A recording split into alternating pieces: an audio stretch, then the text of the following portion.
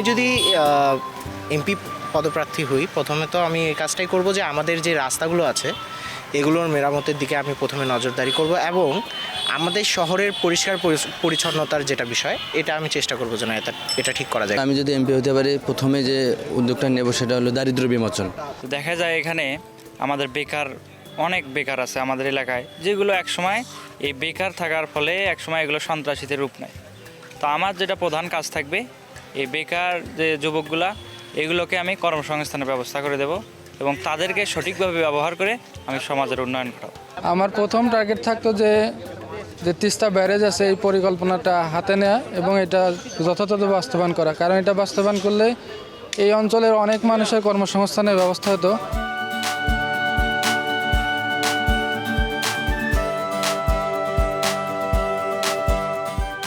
আমাদের সবচেয়ে দুর্ভাগ্যের বিষয়, আমরা বাংলাদেশ এত রিসোর্স পেয়েছি, নেতৃত্বের সংকটের কারণে, অসৎ নেতৃত্বের কারণে দীর্ঘ সময় আমাদের এত সম্পদ প্রপার ইউটিলাইজেশন হয় নাই।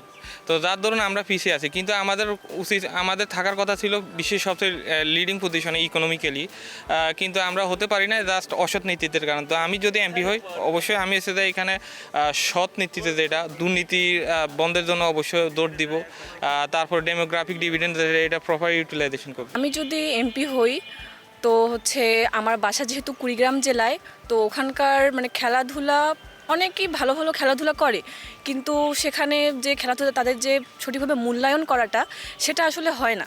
যে আমরা অনেক ভালো খেলতেছি কিন্তু আমাদের ঠিক সরঞ্জাম নাই, আমাদের প্রশিক্ষণ দেওয়ার মতো কোনো ভালো টিচার নাই। তো আমি যদি এমপি হই তো এই দিকটাতে আমি একটু বেশি ফোকাস করব, যে তারা যেন ভালোভাবে ইনস্ট্রুমেন্টগুলো পায়, ভালো একজন শিক্ষক পায়, তারা যেন তাদের প্রতিভাগুলো বিকশিত করার সুযোগ পায়। দেখা যায় যে আমাদের রংপুরে যে 8টি জেলা রয়েছে, জেলা পর্যায়ের মেডিকেলগুলোতে ওভাবে যে অ্যান্টিভেনম পাওয়া যায় না, পর্যাপ্ত পরিমাণ চিকিৎসক পাওয়া যায় না, শয্যা পাওয়া যায় না, যার কারণে সবাই চলে আসে আমাদের এই যে রংপুর বিভাগীয় মেডিকেলে, যেখানে এসে আবার দেখা যায় যে দালালের খপ্পরে পড়ে, বেড থাকে না, চিকিৎসকদের গাফিলতি একটা থেকেই যায়।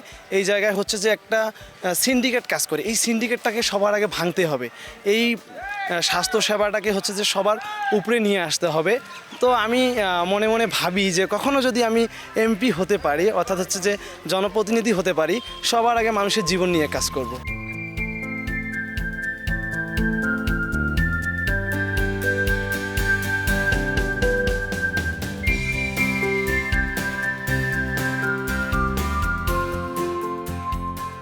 আমি যদি এমপি নির্বাচিত হই, প্রথমে আমি আমাদের এলাকার রাস্তাঘাটের দিকে নজর দিব। গ্রামে বেড়ে ওঠা থেকে দেখতেছি আমাদের যত দরিদ্র মানুষ আছে তারা শহরমুখী হচ্ছে, যেমন ঢাকা যাচ্ছে, সিলেট যাচ্ছে কর্মসংস্থানের জন্য।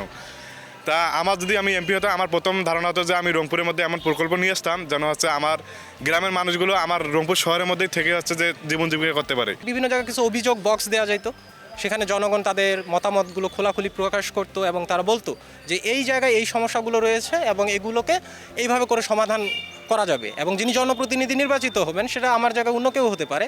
তো সেক্ষেত্রে উনি সেগুলো অবজার্ভ করবেন, করে সেগুলো সমাধানের চেষ্টা করবেন, এটি আমাদের প্রত্যাশা। প্রথমত আমি শিক্ষার বিষয়টা দেখতাম, দ্বিতীয়ত যুব সমাজ বা যুবকদের বা যারা যুবক তাদের বিভিন্ন বিষয়গুলো দেখা হইতো। দেশের মধ্যে বা আমার জেলার মধ্যে আমি মাদককে নির্মূল করতাম। আমি সর্বপ্রথম যে ব্যবস্থাটা নিতাম সেটা নদী ভাঙ্গনের শিকার যে ফ্যামিলিগুলো আছে তাদেরকে আমি নিতাম, এবং এখান থেকে কিভাবে উঠে আসা যায়, কিভাবে মোকাবেলা করা যায়, এই পরিস্থিতিতে আমি করতাম আর কি, মোকাবেলার যে ব্যবস্থা নিতে হইতো সেটা নিতাম।